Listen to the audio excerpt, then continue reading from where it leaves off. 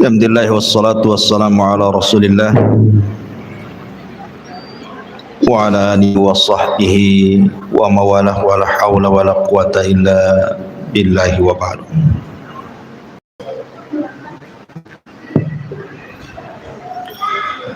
Qala Allah azza wa jalla ya ayyuhalladzina amanu taqullaha haqqa tuqatih wa la tamutunna illa wa antum muslimun, amma ba'd.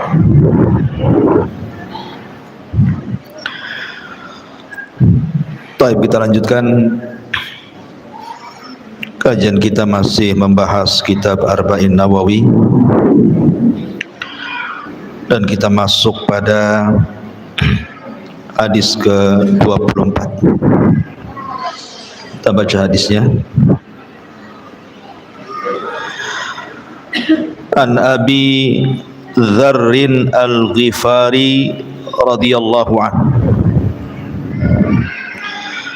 anin Nabi sallallahu alaihi wa ala alihi wasallam fima yarwihi an rabbih azza wa jalla annahu qala,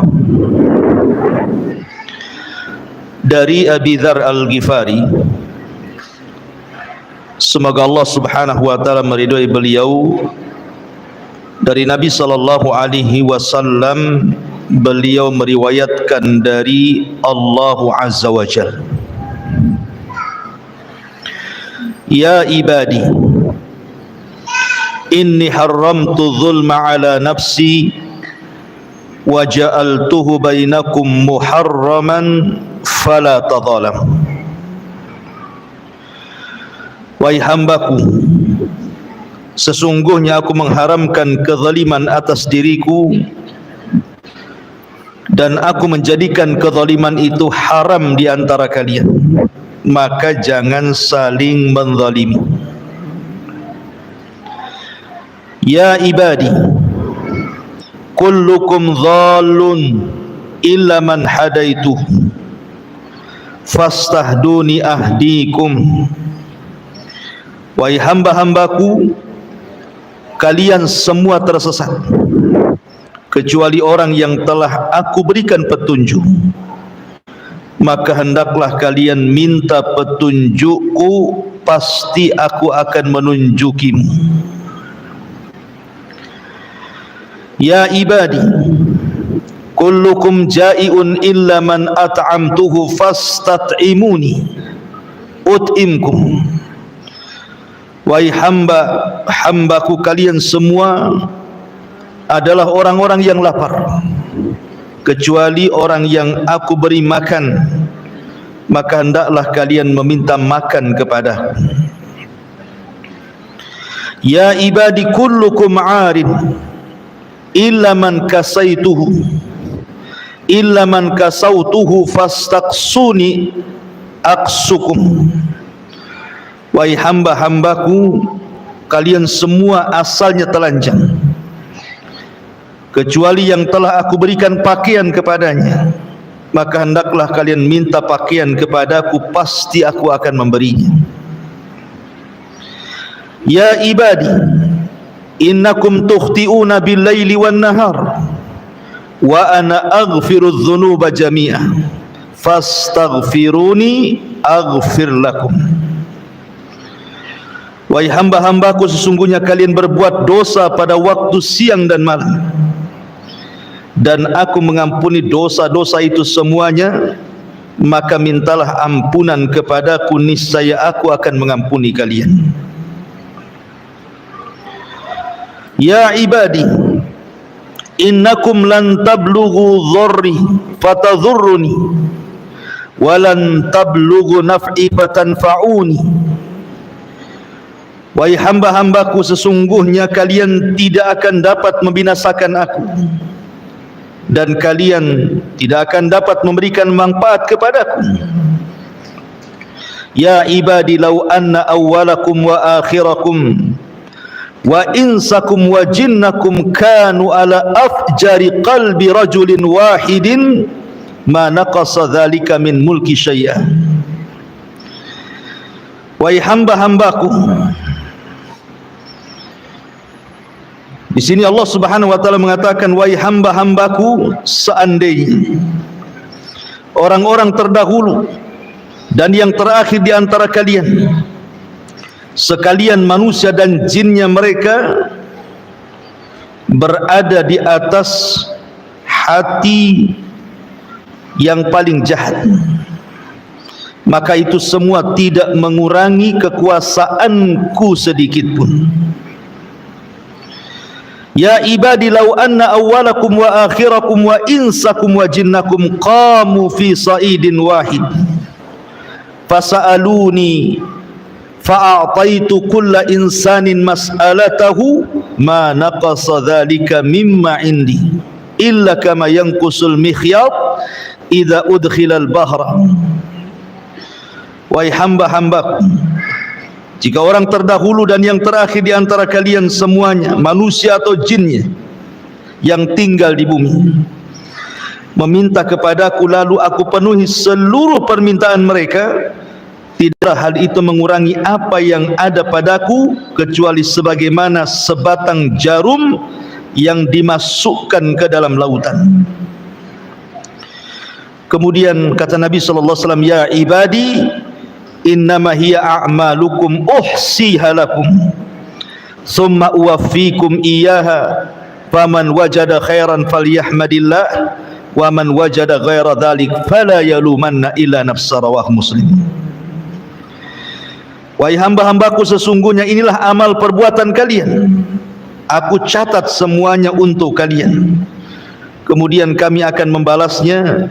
Maka barang siapa yang mendapatkan kebaikan hendaklah bersyukur kepada Allah, dan barang siapa yang mendapatkan selain itu maka jangan sekali-kali ia menyalahkan kecuali dirinya. Hadis ini dikeluarkan oleh Imam Muslim. Baik. Ma'asyiral muslimat yang dimuliakan Allah Subhanahu wa taala. Hadis ini disebut dengan hadis Al-Qudsi. Dan para ulama mengatakan sebagai faedah bahwa hadis qudsi itu rata-rata lemah. Rata-rata hadis qudsi itu lemah, kecuali hanya sedikit hadis qudsi yang sahih, di antaranya hadis yang kita baca ini. Dan Imam Ahmad ibn Hanbal rahimahullahu ta'ala mengatakan bahwa hadis ini adalah hadis yang paling baik, yang paling mulia yang diriwayatkan oleh penduduk Syam. Karena rawi-rawi hadis ini semuanya adalah rawi-rawi penduduk Syam, dan ini hadis terbaik mereka. Ma'asyiral muslimat yang dimuliakan Allah Subhanahu wa taala, bahkan berkata Sa'id, qala Sa'id kana Abu Idris Al-Khawlani idza haddatha bihadzal hadits jassa ala rukbatayhi. Jadi Sa'id berkata bahwa dulu ketika Abu Idris Al-Khawlani yang meriwayatkan hadis ini kan Abu Muslim Al-Khawlani.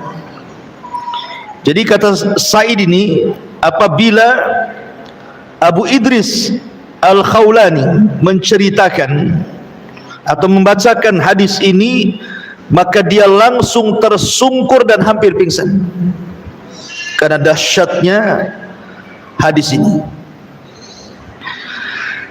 Ma'asyiral muslimat yang dimuliakan Allah Subhanahu wa taala, kalau boleh saya ringkas hadis ini, ada beberapa poin yang kita akan bahas. Yang pertama, tahrimu zulmi, haramnya kezaliman dan berbagai macam bentuknya. Kemudian yang kedua, iftiqarul khalqi ilallah, butuhnya makhluk kepada Allah, berhajatnya kita semuanya sebagai makhluk kepada Allah Subhanahu wa ta'ala. Kemudian yang ketiga, Ghaniyullah an khalqihi, bahwa Allah subhanahu wa ta'ala zat yang maha kaya dari seluruh makhluknya. Kemudian yang keempat, khazainullah la tanfud, bahwa pembendaharaan Allah subhanahu wa ta'ala tidak mungkin hilang. Kemudian yang terakhir, ihsaul a'mal, bahwa amal kita akan dipertanggungjawabkan Allah subhanahu wa ta'ala. Ini poin yang terdapat dalam hadis ini. Yang pertama, hadis ini menceritakan tentang tahrimu zulmi, haramnya kezaliman. Dari mana?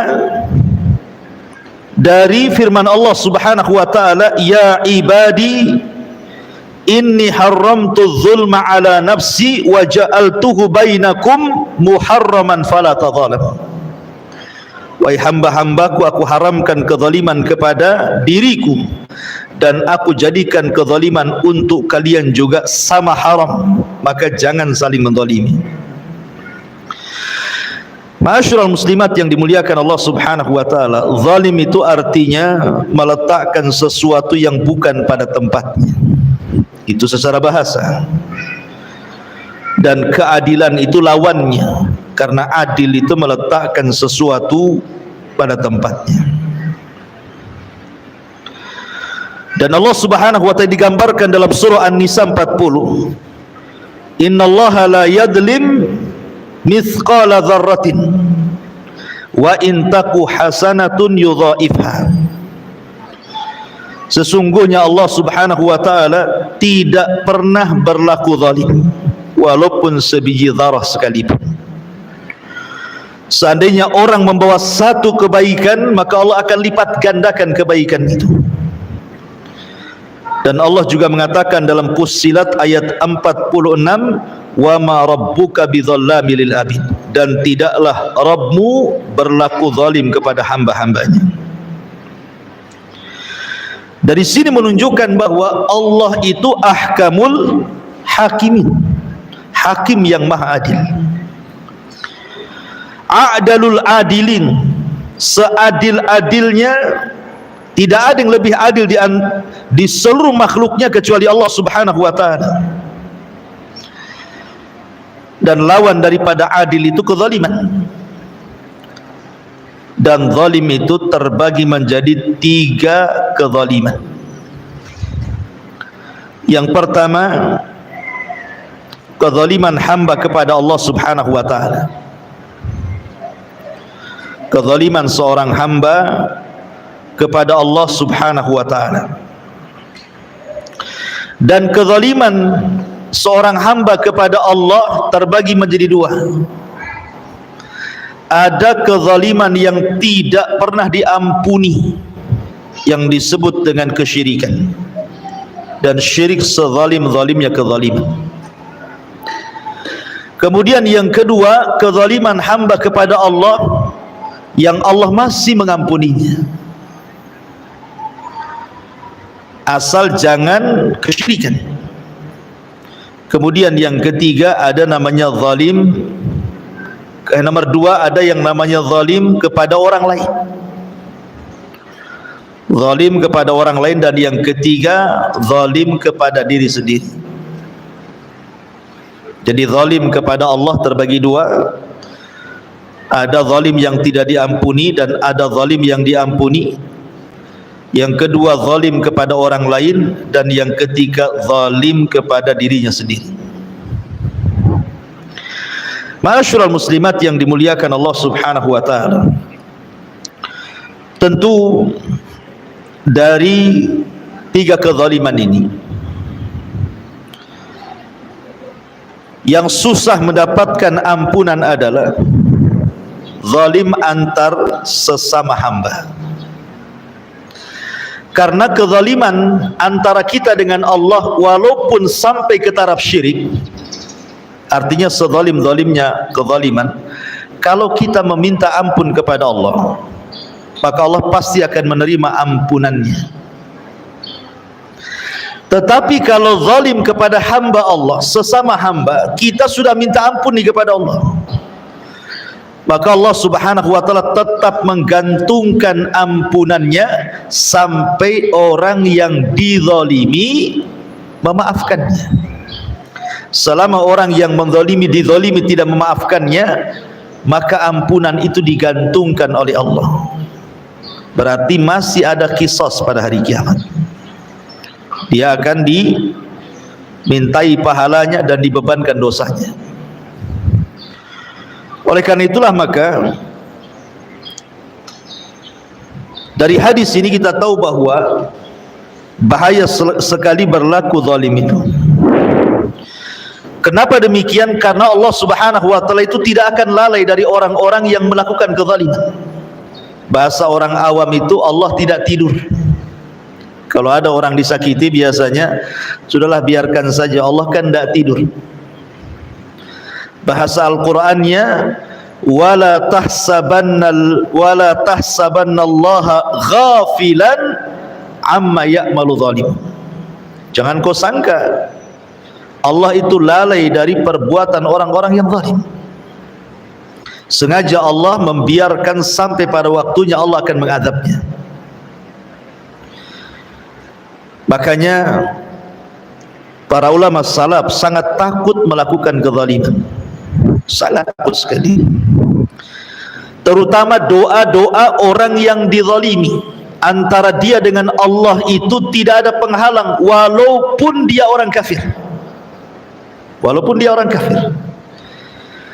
Karena kalaupun orang kafir kemudian dia dari pihak yang dizalimi, maka Allah akan berdiri di sampingnya, bukan karena kekafirannya, tapi karena dia orang atau dari pihak yang terzalimi. Dan Allah tidak suka kezaliman. Makanya kenapa Nabi SAW mewanti-wanti Muadz bin Jabal radhiyallahu anhu saat dikirim oleh Rasul ke negeri Yaman. Ketika Nabi SAW kemudian menitipkan pesan soal zakat, soal pengambilan harta zakat, tu'khadhu min aghniyaihim wa turaddu ila fuqaraihim. Kau ambil dari orang kaya mereka kemudian serahkan kepada orang fakir mereka.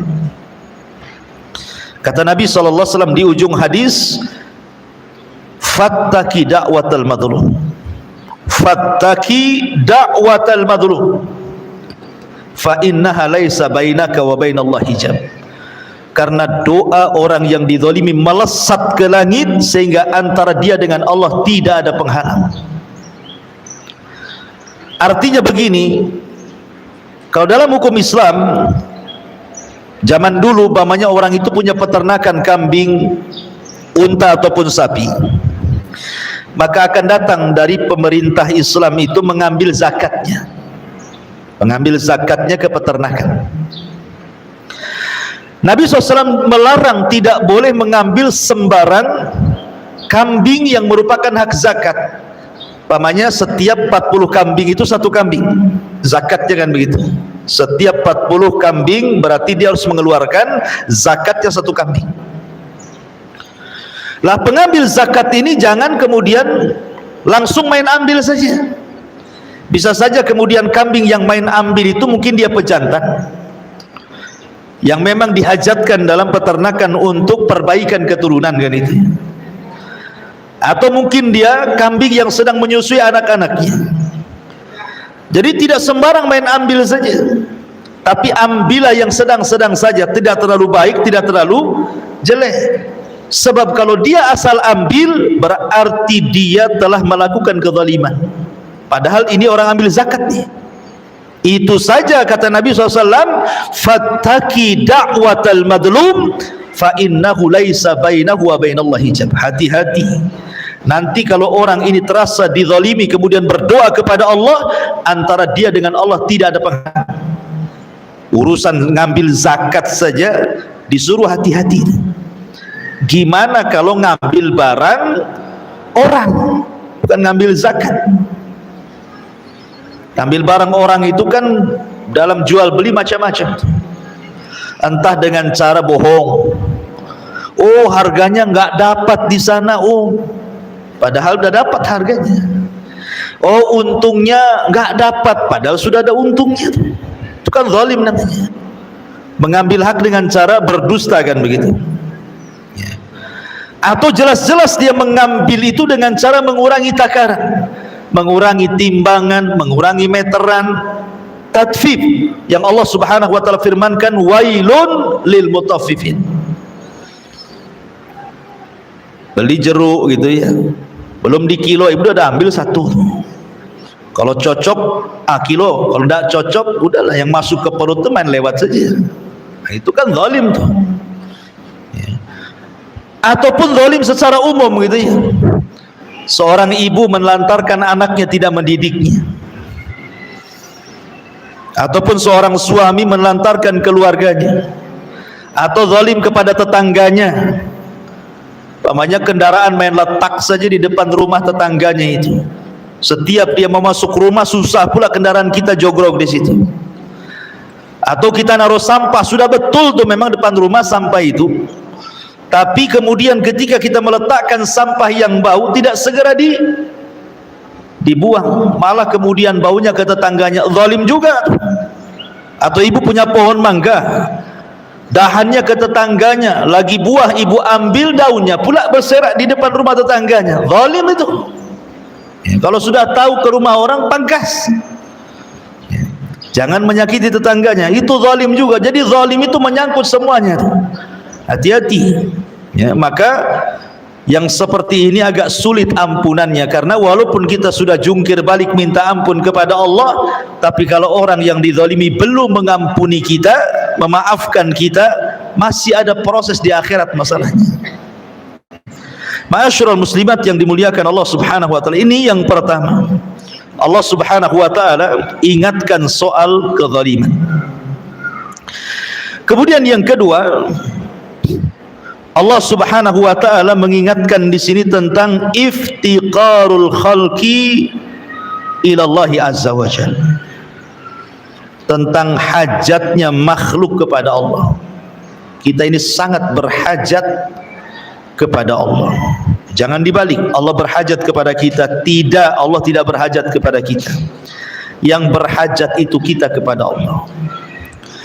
Makanya kemudian Allah Subhanahu wa taala melanjutkan hadis kudusinya, ya ibadi kullukum dhallun illa man hadaituhu fastahduni ahdikum. Wahai hamba-hambaku, kalian semua tersesat. Kalian semua tersesat. Artinya, ma'asyiral muslimat yang dimuliakan Allah Subhanahu wa taala, manusia ini pada dasarnya sebelum datang petunjuk Allah itu dalam keadaan tidak tahu arah.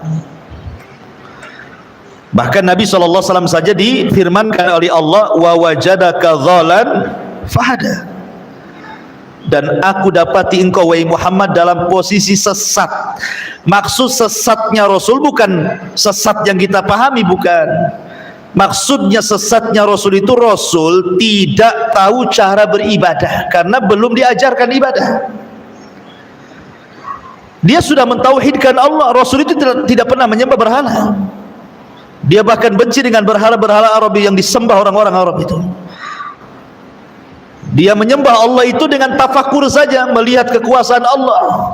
Tetapi kan belum diajarkan bagaimana cara menyembah Allah, bagaimana solatnya, puasanya, zakatnya, hajinya.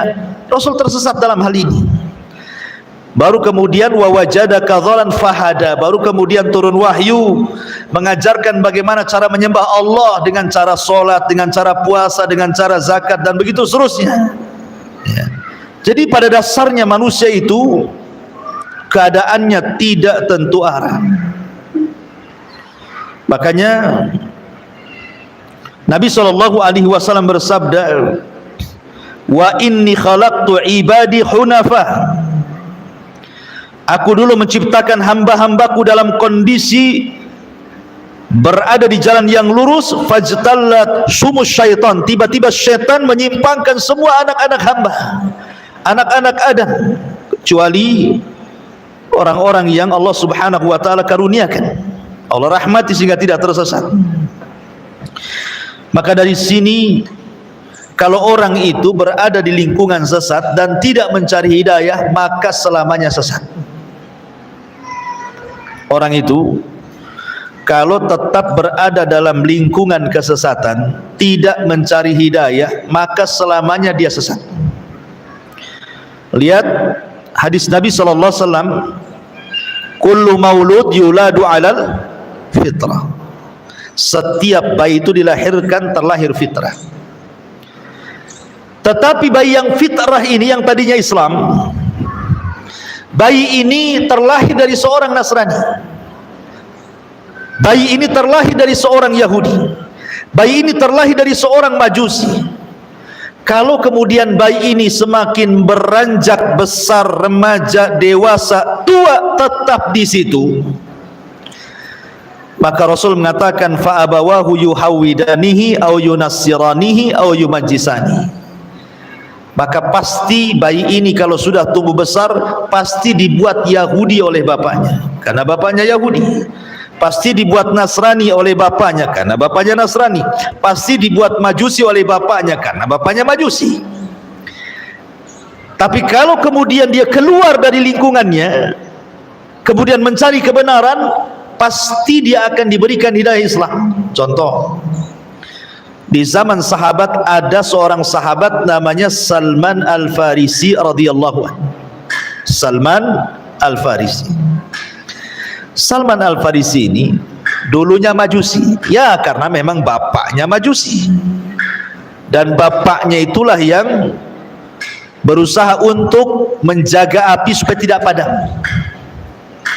Suatu hari bapaknya sibuk, akhirnya meminta Salman untuk mewakili dia ke kebun. Berangkatlah Salman ke kebun. Rupanya tidak sampai ke kebun, di tengah jalan ada gereja. Maka dia masuk ke gereja itu, kenalanlah dengan seorang pendeta. Kemudian dia melihat bagaimana ibadahnya orang Nasrani. Dari sini ditimbang-timbang, kok masih baik Nasrani dibandingkan Majusi, kata Salman. Dari situ dia tertarik untuk masuk Nasrani. Ketika dia kemudian pulang, dimarahi sama ayahnya, bahkan dirantai, dan dikatakan bahwa agama Majusi jauh lebih baik dibandingkan Nasrani. Tapi Salman sudah masuk hidayah Nasrani, sehingga dia lari. Kemudian dia meminta rujukan kemana dia harus pergi. Akhirnya dari gereja itu dirujuk supaya jauh ke negeri orang. Di sana ada padri, ada pendeta yang kuat ilmunya, kau belajar di sana. Rupanya dia sampai di situ dan belajar. Rupanya Allah takdirkan meninggal pendetanya. Kemudian belajar ke pendeta lain, meninggal lagi. Belajar ke pendeta lain, meninggal lagi. Sampai yang terakhir, rupanya itu tahun kemunculan Nabi. Pendeta ini mengatakan bahwa kau harus berangkat ke negeri yang di situ penuh dengan pohon kurma. Tunggu di situ, Nabi itu akan sampai negeri itu, katanya. Akhirnya kemudian dia berusaha untuk sampai ke negeri tersebut, numpang kafilah yang dari Syam ke Arab. Rupanya oleh kafilah dagang itu malah diperbudak, dijadikan budak, dijual ke orang Yahudi Madinah. Tetapi justru dengan cara itulah, setelah Rasul hijrah dari Mekah ke Madinah, Salman mendengar bahwa ada orang ngaku Nabi. Dia teringat dengan ramalan pendetanya. Akhirnya kemudian dia pun mencocokkan tanda-tanda kenabian yang diceritakan pendetanya dengan Rasul sallallahu alaihi wasallam, dan semuanya ada pada Nabi. Sejak itulah dia masuk Islam. Jadi hidayah itu dicari. Kalau dia tetap bersama bapaknya, ya selamanya jadi Majusi, kan begitu ya. Makanya kenapa ketika kita membaca Al-Fatihah itu dalam setiap solat kita minimalnya 17 kali dalam sehari itu, kalimat ihdinas siratal mustaqim itu apa sih maknanya? Kita kan selalu dalam solat ihdinas siratal mustaqim siratal ladzina an'amta alaihim ghairil maghdubi alaihim waladdallin. Apa sih makna ihdina itu? Kata para ulama, makna ihdina itu 3. Satu, artinya sabitna. Ya Allah, tetapkanlah hidayah yang sudah kau berikan kepada. Makna yang kedua, zidna, ya Allah tambah. Bukan hanya tetapkan, tambah lagi hidayah itu. Kemudian makna yang ketiga, fima sayati, ya Allah berikan hidayah bukan hanya hari ini saja, tetapi juga ke masa-masa yang akan datang, tetaplah saya di atas hidayah. Makanya wajar orang yang kemudian membaca ihdinas siratal mustaqim dalam setiap solatnya, dan dia paham mana ihdinas siratal mustaqim, dia minta ditetapkan hidayah, dia minta ditambah hidayah, dia minta hidayah itu terus sampai ke masa depan. Maka orang yang solatnya seperti ini, maka Nabi Allah Subhanahu wa taala berfirman, innas salata tanha 'anil fahsya'i wal munkar. Salat itu pasti mencegah dia dari perbuatan keji dan mungkar. Kenapa? Karena hidayah masuk. Berarti orang yang habis sholat masih melakukan perbuatan keji dan mungkar, jangan-jangan dia tidak serius ketika membaca ihdinas siratal mustaqim. Itu yang menjadikan sholat ini mempengaruhi keluar sholat itu gara-gara hidayah. Makanya ketika baca Fatihah itu di sini ditekankan ini ihdinas siratal mustaqim, supaya Allah berikan hidayah kepada setiap orang yang sholat itu. Ya. Jadi di sini yang kedua, bahwa kita sangat berhajat kepada hidayah. Dan orang yang sudah dapat hidayah, ibu ya, seperti orang sudah dapat Islam itu sudah hidayah. Tetapi ada yang lebih menguatkan hidayah Islam. Apa itu? Sunnah.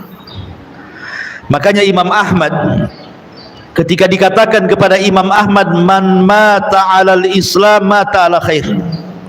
Siapa yang mati di atas Islam berarti mati di atas kebaikan. Kata Imam Ahmad, waihak, bukan begitu, celaka engkau, bukan begitu. Tetapi man mata alal islami was sunnah mata alal khair. Tetapi orang yang meninggal di atas Islam dan juga sunnah baru dikatakan mati di atas kebaikan. Karena banyak orang yang KTP-nya saja Islam, tapi ajaran-ajaran Rasul tidak pernah dilakukan. Islam tapi meninggalkan sholat, Islam tetapi meninggalkan puasa, Islam tapi tidak haji, Islam tidak zakat, Islam tapi maksiat, dan begitu seterusnya. Makanya orang yang mati di atas Islam dan juga bimbingan Nabi, sunnah, maka dia mati di atas kebaikan.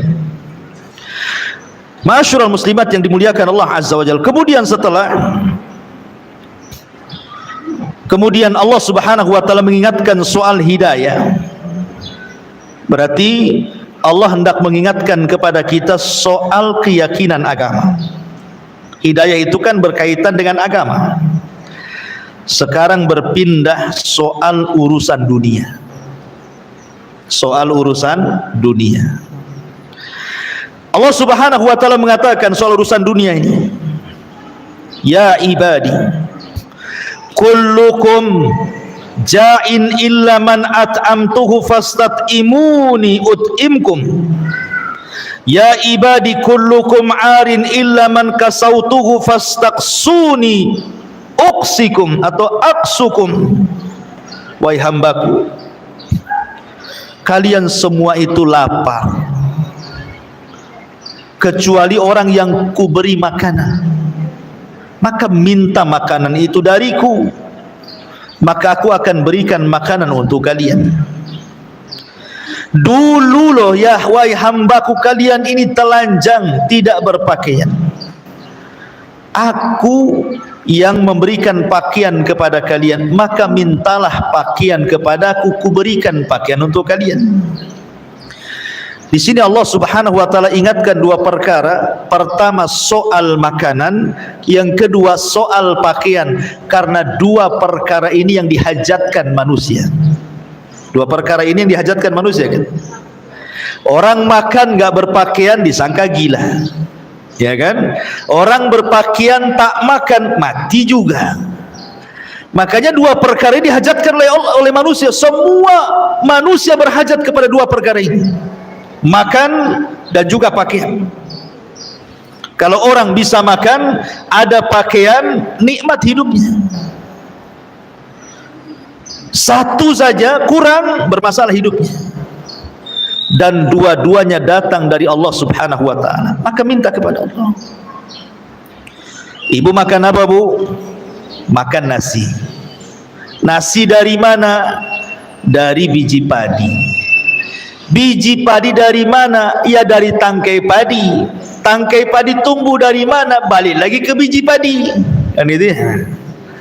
Sekarang ada biji padi, kita tanam nih depan rumah di pot. Siapa yang menumbuhkan biji padi itu? Allah. Makanya pekerjaan yang paling tawakal itu petani. Taruh, tunggu. Itu petani itu. Ditaruh, disiram, ditunggu. Lain dengan penjahit. Sudah ada bahannya. Umpamanya beli bahan, ditaruh, ya tetap saja nggak jadi celana dia. Ditaruh jadi baju, enggak dikerjakan kan. Kalau biji main lempar saja, apalagi negeri subur, dilempar saja biji itu, tahu-tahu tumbuh loh. Siapa yang numbuhkan dia? Walaupun tidak semua biji tumbuh, tapi kita bisa melihat yang tumbuh. Pertanyaannya, siapa yang membuat dia tumbuh? Kalau bukan karena Allah Subhanahu wa Ta'ala. Ya. Maka kenapa kemudian Allah Subhanahu wa Ta'ala berfirman, "Falyanzuril insan ila ta'ami." Hendaklah manusia melihat, merenungkan makanan yang dimakan. Tahu enggak kalau makanan itu berasal dari Allah? Allah yang menumbuhkan semua makanan. Semua makanan yang kita makan itu kembali kepada tumbuhan kan. Ibu mau makan roti, mau makan apa, itu bahan-bahannya balik ke tanah tuh. Pakaian juga sama.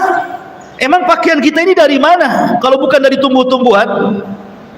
Oh, sutra ada pakai ulat. Ulat pun makan itu juga dari tumbuh-tumbuhan, dari tanah juga kan begitu ya. Semua kembali ke tanah yang Allah tumbuhkan. Dari sini bahwa Allah ingatkan bahwa yang menyediakan makanan untuk kita, yang menyediakan pakaian untuk kita itu Allah, gitu maksudnya dalam hadis ini. Ya. Jadi kita diingatkan, kita ini sangat berhajat kepada Allah, sangat iftikar, berhajat kepada baik urusan dunia kita, termasuk juga urusan agama kita, dan semua akan ditanya di hadapan Allah. Makanya ketika kita membahas dulu suratul Kautsar, surah Al-Hakumut Takatsur, ketika membahas ujung ayat daripada surah Al-Hakumut itu, la tus'alunna yauma idzin anin na'im, kalian akan ditanya kelak pada hari kiamat tentang nikmat. Sebagaimana mengatakan nikmat di sini pakaian, makanan, minuman, tempat tinggal, kendaraan, semua akan ditanya. Ketika turun ayat ini, Nabi SAW keluar dari rumahnya di siang hari bolong, dan ketika itu Madinah dilanda paceklik hebat sehingga sudah banyak orang yang kelaparan dan tidak ada makanan. Rasul keluar siang-siang bolong. Tiba-tiba di tengah jalan berjumpa dengan Abu Bakar dan Umar. Rasul bertanya kepada Abu Bakar dan Umar, "Wa ma akhrajakuma?" Apa yang membuat kalian keluar dari rumah siang-siang ini? Ngapain panas-panas kau keluar, gitu bahasanya. Kata Umar dan Abu Bakar, "Ya Rasul, lapar Rasul. Kami tidak tahan di rumah. Kami harus keluar mencari makan." Kemudian keduanya juga bertanya, "Wa ma akhrajaka ya Rasulullah?" Kalau begitu apa yang membuat Anda keluar wahai Rasul? Maka Nabi SAW sama jawabannya, lapar. Tiba-tiba Abu Bakar menyingkap perutnya, rupanya ada batu yang diikat satu di perutnya. Umar menyingkap juga pakaiannya, rupanya ada batu yang diikatkan di perutnya. Begitu orang dulu cara menahan lapar. Tiba-tiba ketika Rasul disingkap, bukan satu batu, dua batu di perut Rasul itu, menunjukkan Rasul lebih lapar dibandingkan Abu Bakar. Ya. Akhirnya Nabi SAW mengatakan, kalau begitu yuk kita berangkat ke rumah seorang Ansar, Ibn Khaythamah, yang ada di perbatasan Madinah. Berangkatlah 3 orang ini ke perbatasan Madinah, berjumpa dengan Ibn Khaythamah ini, Rabi Ibn Khaytham ini. Sesampainya di rumah Rabi Ibn Khaytham, rupanya Rabi Ibn Khaytham tidak ada, yang ada istrinya. Nabi SAW tidak berani masuk, karena bagaimanapun sendirian tanpa mahram, Rasul menunggu di luar sebagai adab tamu. Selang sebentar rupanya Rabi ibn Khaitham datang membawa air putih. Kemudian melihat tamunya luar biasa, ada Nabi, Abu Bakar, Umar, wah senangnya luar biasa. Akhirnya kemudian dia pun langsung mengambil pisau dan hendak menyembelih satu kambing yang paling besar. Sementara kambing itu adalah kambing perempuan yang sedang menyusui anaknya. Kata Rasul, "Iyyak wal halib, jangan kau sembelih itu kambing. Yang ini saja," kata Nabi. Maksudnya yang kurus. Yang kurus saja. Lihat bagi Rasul mengajarkan bagaimana adab seorang tamu. Jangan merepotkan tuan rumah. Kan banyak tuh tamu merepotkan tuan rumah itu. Masa aqua gelas saja, pandai lain. Kan itu yang agak ini ya. Ya, ada apa sih di kulkasnya? Tanya kulkas pula. Ya. Jadi tidak usah tanya-tanya. Dan tuan rumah kalau dia berakal, pasti dia sudah paham keutamaan menghormati tamu. Kalau memang tuan rumah tidak paham, ya sudah, jangan repoti dia. Makanya Rasul, jangan sembelih yang ini saja. Ini enggak. Mau dibelikan bakso, janganlah bakso. Kalau bisa rawon, tambah soto, tambah. Nah, ini kok milihnya itu yang lebih tinggi. Kalau bisa jangan bakso lah, sudah cilok saja, kan itu lebih turun tuh derajatnya. Ini minta yang tinggi lagi ya. Jadi akhirnya disembelihlah kambing yang kecil itu, kemudian dihidangkan. Ketika hendak makan, namanya kambing baru direbus, asapnya masih mengepul, tiba-tiba Nabi SAW menangis, Abu Bakar ikut menangis, Umar pula bertanya, "Afi hadhil halati tabkun?" Oh, dalam kondisi seperti ini kalian menangis wahai Rasul? Kita ini lagi lapar, makanlah, jangan nangis gitu. Maka kemudian Nabi SAW mengatakan kepada Umar, "Ya Umar, alhaqumut takatsur," sampai Rasul membacakan, "La tus'alunna yauma idzin 'anin na'im." Nanti makanan minuman yang kita makan di depan kita ini akan ditanya di hadapan Allah. Jadi semua akan ditanya. Makanya Allah mengatakan, "Falyanzuril insan ila ta'ami." Hendaklah melihat manusia kepada makanan yang dilihat. Semua akan ditanya. Apakah makanan yang kita makan halal atau tidak? Termasuk juga orang yang tidak pernah bersyukur bahwa makanan ini datang dari Allah. Dengan cara apa? Membuang-buang. Kan ada tuh orang yang berlebihan masak lauknya, nasinya, yang makan 2 orang, tetapi dia masak untuk 1 kampung. Paling 2 piring sudah kenyang, akhirnya tidak juga diberikan kepada tetangga yang miskin, diinapkan 1 malam, basi, dibuang ke tong sampah. Nah, ini akan ditanya itu. Ini semua datang dari Allah Subhanahu wa taala. Ya, makanya kenapa mubadzir itu karena ikhwan syaitan, teman-temannya setan itu. Ini kemudian diingatkan soal 2 perkara yang penting, soal makanan dan juga soal pakaian. Kemudian di sini baru diingatkan tentang kekayaan Allah Subhanahu wa taala kepada makhluknya, atau diingatkan soal ampunan, bahwa kita berhajat kepada Allah. "Ya ibadi innakum tukhti'una bil-laili wan-nahar." Subhanallah. Kalau Allah Subhanahu wa taala mengatakan begini, Bu, "Wahai hamba-hambaku, kalian ini selalu melakukan dosa siang dan malam." Harusnya bahasa ini bahasa yang menakutkan, karena bahasa ini pasti setelahnya adalah azab yang akan turun. Contoh begini, Bu, ibu punya anak. Anak ini bandel, disuruh-suruh tak mau.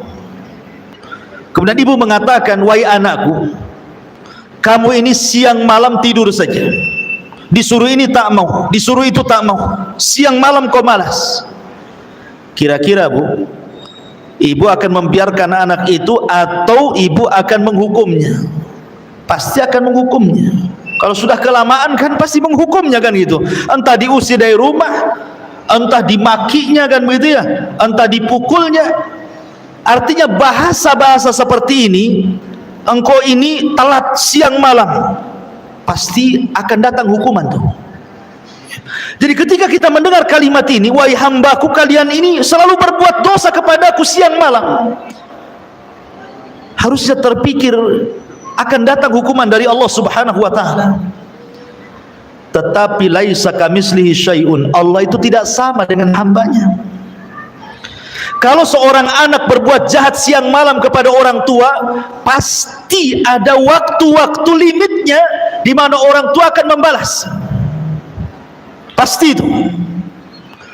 Tapi Allah Subhanahu wa taala justru mengagetkan semua alam dunia, malah mengatakan wa ana aghfiru dzunuba jami'ah. Tapi walaupun kalian berlaku dosa kepadaku siang dan malam, tenang, aku ampuni dosa kalian. Kan enak tuh. Coba ya. Allah mengakui dosa kita, tapi Allah juga menyiapkan ampunannya. Ini kan luar biasa rahmat Allah kepada kita. Ini tidak ada pada seorang hamba. Kalau ada orang menyakiti kita terus-terusan, sampai kapan kita memaafkan dia kan itu? Bahasanya pasti sabar juga ada ujungnya. Pasti kita emosi juga lah. Tapi Allah rahim. Rahmatnya mendahului murkanya. Kasih sayangnya Allah kepada hamba jauh lebih kasih sayang seorang ibu kepada anaknya. Ma'asyiral muslimat yang dimuliakan Allah Azza wa Jalla. Maka di sini wa ana aghfiru dzunuba jami'a fastaghfiruni aghfir lakum. Maka mintalah ampun. Kapan-kapan pun kalian minta ampun, ku ampuni. Lihat bagaimana Allah Subhanahu wa taala membuka ampunan selebar-lebarnya. Ada orang yang berusia 100 tahun datang kepada Nabi, orang kafir musyrik. Semua dosa sudah dilakukan dia. Namanya orang tua pasti pengalaman dalam dosa. Kalau anak muda kan tidak pengalaman dalam dosa. Dia sedang mencoba dosa. Tapi orang tua itu sudah pengalaman dosanya. Sehingga orang ini datang kepada Rasul mengatakan, ya Rasulullah, inni fa'altu dzamban 'azima. Lau uziat ala ahli al-qaryati lawasi'atkum. Aku melakukan banyak kali dosa Rasul. Kalau ku bagi-bagikan di dosa ini ke kampung, sebuah negeri, cukup untuk mengadab mereka. Kata orang ini mengatakan, hal li minat taubah Rasul, ada enggak di agamamu taubat orang sepertiku ini? Maka Nabi SAW mengatakan, atashhadu alla ilaha illallah wa anni rasulullah.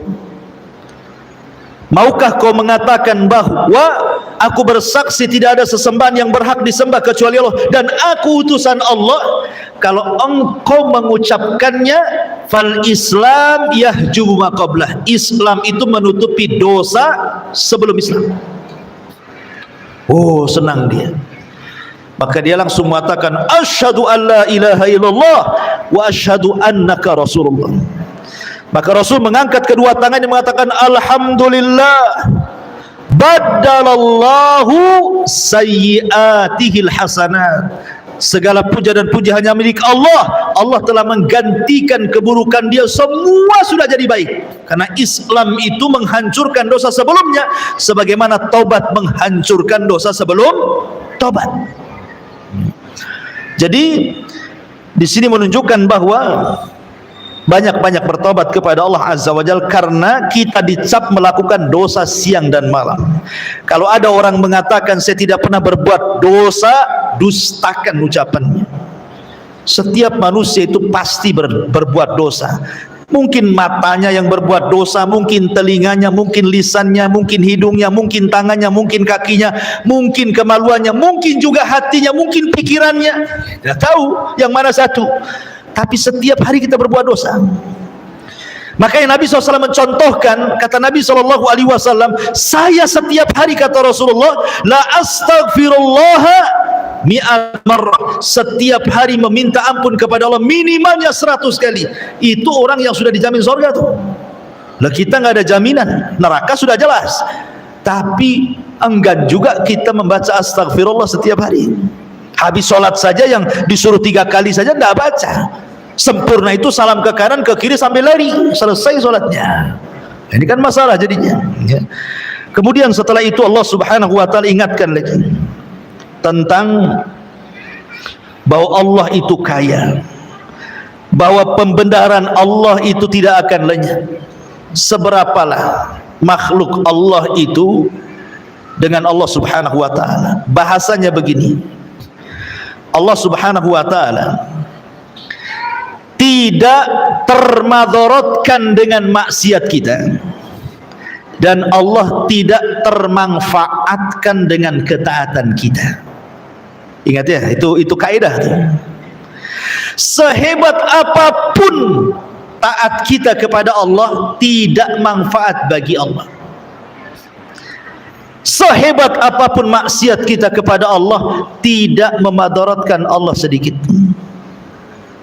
Bahasa lainnya, kalau satu dunia ini bermaksiat kepada Allah, tidak mengurangi kekuasaannya.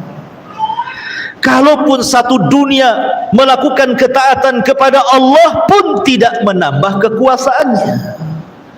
Allah itu tidak berhajat kepada kita. Kalau analogi yang lebih dekat lagi begini, Bu, ibu ketika punya uang ingin bersedekah kepada fakir miskin. Sekarang yang berhajat itu kita yang bersedekah atau fakir miskin? Mungkin pikiran kita fakir miskin yang berhajat kepada kita, kan begitu? Dipikirnya orang sedekah itu karena orang miskin butuh sama kita. Itu paradigma yang keliru. Jadi kalau ibu hendak bersedekah, yang butuh itu kita kepada dia, bukan dia kepada kita. Karena sedekah itu manfaatnya bukan untuk orang miskin itu, tapi manfaatnya kembali ke kita, gitu maksudnya. Dengan bersedekah bertambah kemudian harta kita, ma naqasa min mali sadaqah. Tidak akan berkurang harta yang disedekahkan. Untung masih ada orang miskin, saya bisa bersedekah. Akhirnya harta kita walaupun tidak bertambah, minimalnya tidak berkurang. Kan begitu ya? Dengan bersedekah akhirnya kesehatan kita dijaga oleh Allah. Kalau tidak ada orang miskin yang kita sedekahkan, mungkin kita sudah sakit-sakitan. Dengan sedekah Allah buatlah kita sembuh penyakitnya. Minimalnya walaupun tidak ada penyakit ataupun tidak disembuhkan penyakitnya, yang ada tidak ditambah penyakitnya. Ataupun kita ketika bersedekah kepada fuqara wal masakin, Allah mudahkan setiap kesulitan kita jadi kemudahan. Kalau bukan karena mereka, sulit teruslah hidup kita itu. Jadi dari sini kita tahu yang berhajat dengan sedekah kita itu bukan kita, bukan orang miskin kepada kita, tapi kita yang butuh orang miskin. Lah itu paradigma yang benar tuh. Seperti itulah, bahwa sehebat apapun kita taat tidak menjadikan manfaat bagi Allah, sehebat apapun orang maksiat tidak pula memadaratkan Allah. Perhatikan di sini. Allah Subhanahu wa taala mengatakan, ya ibadi, innakum lan tablughu dhurri fatadhurruni walan tablughu naf'i fatanfa'uni. Allah Subhanahu wa taala mengatakan, wahai hamba-hambaku, sesungguhnya kalian tidak akan dapat membinasakan aku, dan kalian tidak akan dapat memberikan manfaat kepadaku. Sehebat apapun kita taat tidak manfaat bagi Allah. Sehebat apapun maksiat tidak memadaratkan Allah. Artinya ketaatan itu kembali kepada kita. Sebagaimana maksiat juga dampaknya akan kembali kepada orang yang bermaksiat. Itu maksudnya. Karena Allah mengatakan, ya ibadi, lau anna awwalakum wa akhirakum wa insakum wa jinnakum kana ala atqa qalbi rajulin wahid minkum ma zada fi mulki syai'an. Ya ibadi, lau anna awwalakum wa akhirakum wa insakum wa jinnakum kanu ala afjari qalbi rajulin wahid ma naqasa dzalika min mulki syai'an. Kalau satu dunia, mulai dari yang hidup pertama siapa, Adam, sampai yang terakhir nanti yang kena trompet sangkakala Israfil. Sekarang Bu, orang yang hidup di permukaan bumi tidak lebih banyak daripada orang yang dikubur di dalam bumi. Berapalah jumlah orang yang hidup di atas bumi itu dibandingkan dengan orang yang sudah dikubur sejak zaman Nabi Adam? Lebih banyak mereka, entah berapa triliun orang yang di dalam bumi ini, kita tidak tahu. Kalaulah mereka dihidupkan semuanya, gitu maksudnya, sejak zaman Adam sampai yang terakhir terkena trompet sangkakala itu dihidupkan semua, bukan manusianya, jinnya sekalipun dihidupkan. Semuanya dijadikan oleh Allah taat kepada Allah, rajin sholat, rajin puasa, rajin zakat, rajin baca Quran, zikir, semua ibadah lakukannya dari mulai awal sampai yang akhir, mulai jin dan manusia. Kata Nabi SAW dalam hadis kursi, Allah mengatakan, mazada dzalika fi mulki syai'an, tidak menambah kekuasaan sedikit pun dariku. Kekuasaanku tidak akan nambah dengan ketaatan kalian. Atau sebaliknya, satu dunia jin manusianya sejak zaman Adam sampai yang terakhir, semua fasik, semua jahat, semua maksiat, semua syirik, semua melakukan bid'ah dan maksiat yang lainnya, itu pun tidak mengurangi kekuasaan Allah. Lalu kalau sudah seperti itu, siapa yang berhajat di sini? Yang berhajat itu kita kepada Allah Subhanahu wa taala. Allah itu maha kaya, dan kekayaan Allah Subhanahu wa taala tidak terhingga, karena pembendaan Allah itu tidak akan lenyap. Allah itu kaya. Coba seandainya satu dunia orang minta kepada Allah, satu dunia nih ya, mulai Adam sampai yang terakhir mati, jin manusianya minta sama Allah. Apalah yang diminta? Ibu minta apa? Minta rumah 2 di Sukajadi, minta 2 rumah di Poskopkan, minta 2, minta semuanya. Apa kira-kira yang ibu maukan minta? Itu baru satu orang tuh mintanya udah kebangetan gitu.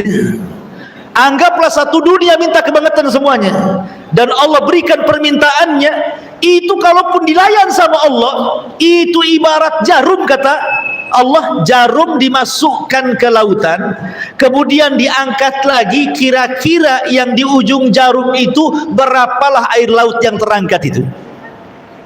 Coba lautan itu yang tidak ada bertepi itu, kita ambil jarum yang ibu suka jahit dengan jarum itu, cobalah celupkan, kira-kira diangkat berapalah yang terangkat air lautan ke ujung jarum itu? Satu tetes. Satu tetes itulah cukup Allah berikan kepada semua makhluk jin dan manusianya, sementara lautan itu kekayaannya. Jadi apalah kekayaan Allah dengan kita? Makanya tidak akan bergeming kekuasaan Allah di sini. Ini saja masih nggak yakin bahwa Allah sekaya itu, sehingga tidak datang, masih juga datang ke dukun, masih merasa dukun lebih hebat dibandingkan Allah. Datang ke paranormal dan mengatakan paranormal jauh lebih bisa mendatangkan kekayaan dibandingkan Allah, karena tidak paham tauhid, tidak paham hadis ini. Allah itu kaya, yang dibagi-bagikan satu dunia saja cuma satu tetes di ujung jarum. Itu pun untuk orang yang awal, termasuk Qarun juga di situ, sampai orang yang terakhir. Ma'asyiral muslimat yang dimuliakan Allah Azza wa Jalla. Jadi luar biasa. Perhatikan di sini Allah mengatakan, ya ibadi law anna awwalakum wa akhirakum wa insakum wa jinnakum qamu fi sa'idin wahidin fasa'aluni fa'ataitu kulla insanin mas'alatahu ma naqasa dzalika mimma indi illa kama yanqusul mihyat idza udkhilal bahra. Wahai hambaku, kalaulah seandainya orang yang akhir, yang awal, manusia, jinnya, mereka berkumpul di satu tempat meminta kepadaku, dan aku berikan setiap permintaannya, tidak akan mengurangi kecuali seperti jarum yang dicelupkan ke lautan kemudian diangkat, lihat hasilnya. Dan yang terakhir, walaupun demikian, bahwa semua akan dicatat di hadapan Allah. Allah ingatkan ini, bahwa ada pertanggungjawaban kita di dunia ini. Ada pertanggungjawaban kita di dunia. Artinya semua yang kita lakukan, semua yang kita ucapkan, semua yang kita yakini di dunia, semua yang kita biarkan dan begitu seterusnya, semua akan ditanya di hadapan Allah. Sehingga Allah tutup kalimatnya dalam hadis kursi ini, ya ibadi innama hiya a'malukum uhsiha lakum summa uwaffikum iyyaha faman wajada khairan falyahmadillah wa man wajada ghaira dzalik fala yalumanna illa nafsah. Wahai hambaku, sesungguhnya inilah amal perbuatan kalian, aku catat semuanya, tidak ada yang berkurang, semua akan dicatat. Setiap hembusan nafas kita akan dicatat. Makanya Allah mengatakan wa may yalfidu min qaulin illa alaihi raqibun atid. Tidaklah satu ucapan kecuali pasti dicatat malaikat raqib dan atid. Semua dicatat, semua dibukukan dan akan ditanya di hadapan Allah Subhanahu wa taala. Maka barang siapa yang mendapatkan kebaikan dengan tadi meminta hidayah, diberikan hidayah. Ya, mentauhidkan Allah, bersyukurlah dia kepada Allah. Tapi kalau tidak demikian, maka jangan salahkan Allah. Salahlah diri kalian, dan itu kemauan kalian. Allah sudah berikan petunjuk kepada kalian dua jalan, ini masuk surga, ini masuk neraka, kau pilih pula ke neraka. Ini jalan sunnah, ini jalan yang menyimpang dari sunnah, kau pilih pula yang menyimpang dari sunnah. Ini jalan tauhid, di jalan syirik, kau pula memilih kesyirikan. Maka siapa yang memilih jalan tauhid, jalan sunnah, jalan ketaatan, bersyukurlah kepada Allah. Tapi siapa kemudian yang memilih kesyirikan, penyimpangan dalam sunnah, kemaksiatan, jangan pernah mencela kecuali celalah diri kalian, kata Allah. Di sini makanya pentingnya kita mempertahankan akidah istiqomah. Wallahu alam. Ini ya keterangannya panjang, cuman saya singkat-singkat saja karena memang panjang hadisnya. Sebenarnya bisa, kalau membahas di sini bisa 2-3 pertemuan ya. Kita ambil makna-makna dari hadis ini saja. Wallahu alam. Taib, sampai di sini. Bisa ada waktu silahkan. Kita hentikan sampai jam 11 ya. Ini masih jam 10.43, masih ada waktu sampai jam 11. Silahkan kita buat tanya jawab. Sila. Coba pakai mic itu. Nggak dengar masalahnya.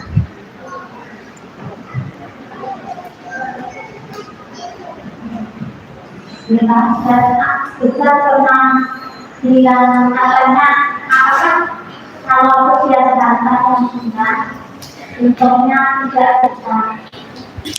Setiap harta yang hilang, iya, sebenarnya kehilangan harta apa itu? umpamanya hilang dompet, berarti isinya nggak berkah gitu ya. Sebenarnya hilang, tapi yang nanti itu apa termasuk dari Apakah setiap barang yang hilang atau susah ditemukan itu barang itu tidak berkah gitu? Pertanyaan singkatnya ya. Iya. Ya enggak juga. Bisa ya, bisa tidak, itu jawabannya. Ada harta diambil dari hantu ya kayak hantu. Jadi hantulah harta. Tapi tidak semua bisa saja itu ujian. Allah sedang menguji dengan kehilangan barang. Nabi Ayub alaihi salatu wassalam diuji dengan kehilangan harta. Semua hartanya, apa tidak kita katakan Nabi Ayub tidak berkah hartanya? Dia Nabi. Berarti Allah sedang uji dia, supaya Allah tahu apakah dia sabar atau tidak.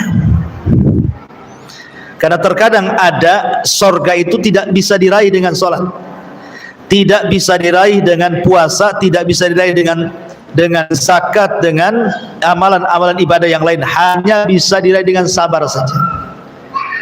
Dan tidak mungkin orang itu sabar kecuali harus ada ujian.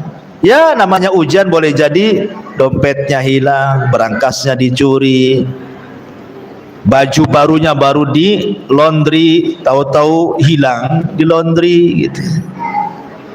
Atau dijemur di belakang rumah, tahu-tahu diambil sama orang tidak tahu siapa yang ngambil, baru beli itu padahal. Jadi tidak mesti, atau juga iya, boleh juga, bisa jadi iya. Al jaza'u min jinsil amal. Pamannya kita nyuri baju orang, tahu-tahu baju kita hilang. Bisa saja kama tadinu tudan.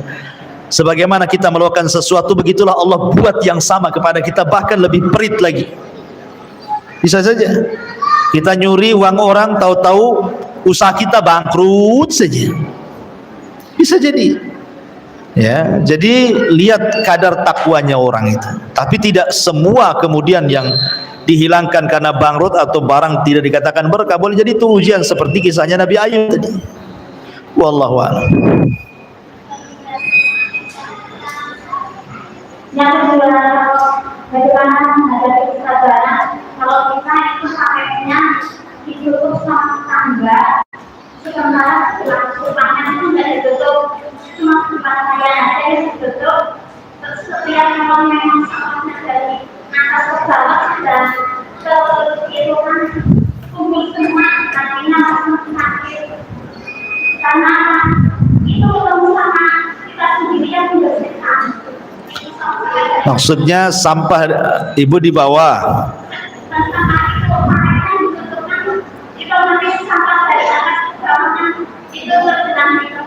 Iya.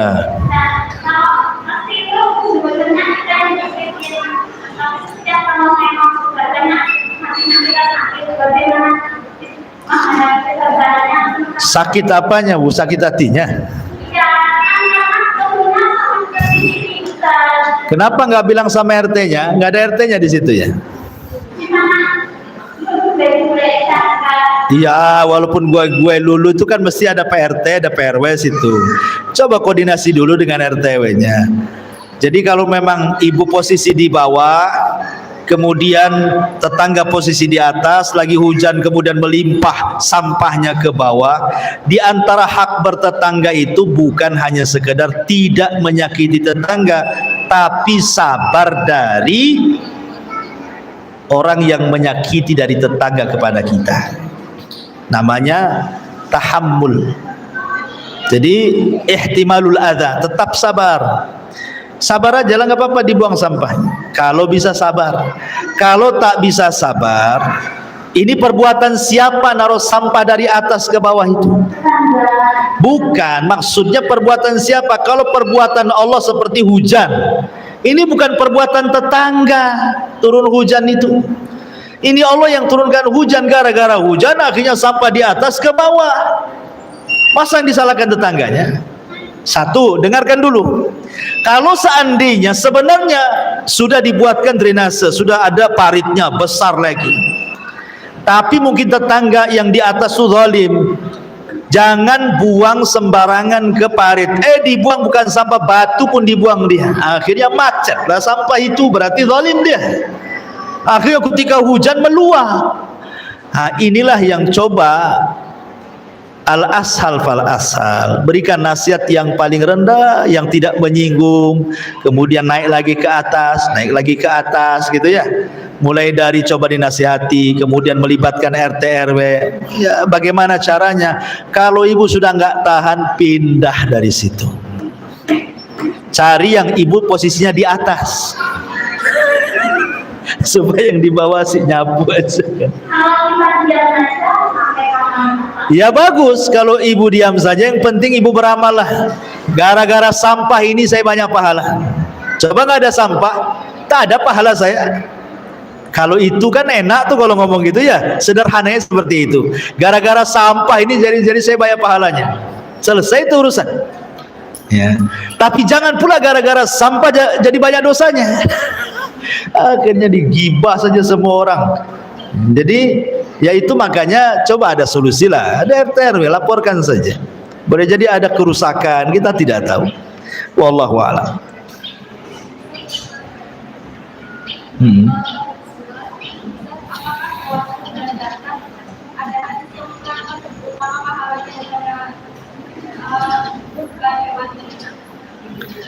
Tidak ada dalilnya.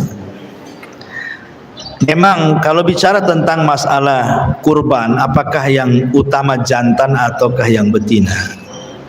Hampir semua riwayat memang yang jantan itu lebih utama. Maksudnya kalau dia besar, gemuk, sebagaimana hadis Rasul berkorban dengan 2 kambing yang bertanduk dan gemuk.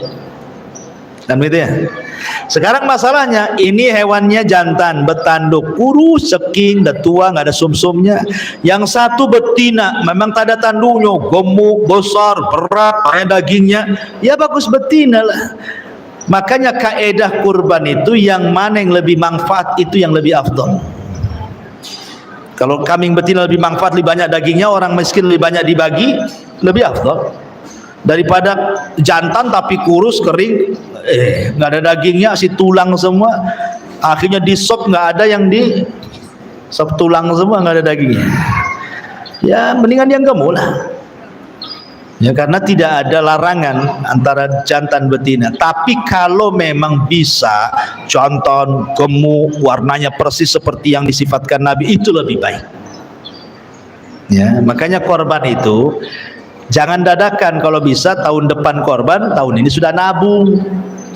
Jadi dapatnya yang bagus.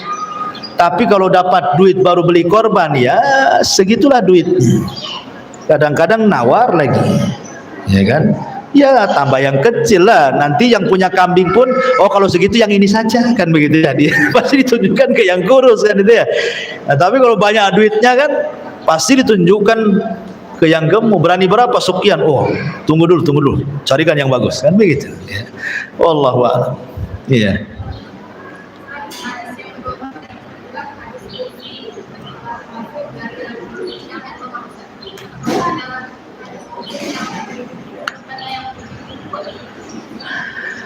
Hadis kursi itu memang kebanyakan lemah. Itu para ulama, itu kata-kata ulama. Ya. Kebanyakan lemah, tapi ada juga yang sahih. Seperti ini hadis yang kita bahas ini sahih hadisnya. Ya. Lalu apa bedanya hadis kursi dengan Quran? Kan sama-sama qala Allah, lain dengan hadis biasa qala Rasulullah. Kalau hadis kursi itu kan qala Allah, berfirman Allah. Quran juga berfirman Allah. Apa bedanya Quran dengan hadis kursi? Kalau Quran itu jelas-jelas mutawatir, tidak perlu diteliti, tidak ada ayat itu sahih, dhaif, hasan, tidak ada. Tapi kalau hadis kursi masih diteliti, makanya lebih banyak yang dhaif dibandingkan yang sahih. Yang kedua, Quran itu tidak ada yang bisa menandingi kata-katanya sampai Allah menantang. Kalau kalian ragu dengan Quran, buat kayak Quran. Tapi tidak ada tantangan dalam hadis kursi. Ya. Yang ketiga, Quran itu diibadahi bacaannya. Jadi kalau kita baca walaupun tidak paham, tetap 1 huruf 10 pahala. Tapi kalau hadis kursi hanya dibaca, nggak dipelajari, ya nggak dapat apa-apa. Ya dapat pahala pun sesuai dengan apa yang ia telah. Tapi kalau Quran sudah jelas-jelas 1 huruf 10 pahala. Paham nggak paham? Quran bisa dibaca dalam sholat. Habis Fatihah kita bisa baca Quran. Nggak boleh habis waladhdallin wal maghdubi alaihim kemudian ana abi dzarrin, nggak bisa. Ya nggak bisa dijadikan sholat. Bagi sebagian para ulama memegang mushaf itu berwudu, membaca Quran kan. Kalau hadis kursi tidak ada perintah wudu. Jadi ada juga yang mengatakan kalau Quran itu lafaz dan maknanya datang dari Allah, ngeplak seperti itu. Tapi kalau di kursi itu maknanya datang dari Allah, tapi lafadznya dari Nabi SAW. Ada juga yang mengatakan seperti itu. Dan banyak lagi perbedaan Quran dengan hadis kursi. Ya. Karena sama-sama, cuman kalau dikatakan bahwa hadis kursi itu kan langsung antara Rasul dengan Allah. Kalau hadis biasa, kalau Quran itu lewat perantara Jibril. Karena ada yang mengatakan, oh kalau gitu hadis kursi lebih hebat. Karena Quran lewat perantara, hadis kursi tidak langsung dengan Allah. Tidak. Ya tadi pembedaannya, tetap Quran di atas hadis kursi dibandingkan hadis kursi. Tetap Quran di atas. Karena Quran itu tidak perlu diteliti lagi. Kalau kursi mah di penelitian para ulama, makanya kebanyakan lemah daripada sahihnya. Jadi itu harus dipahami tentang hadis kursi. Wallahu a'lam.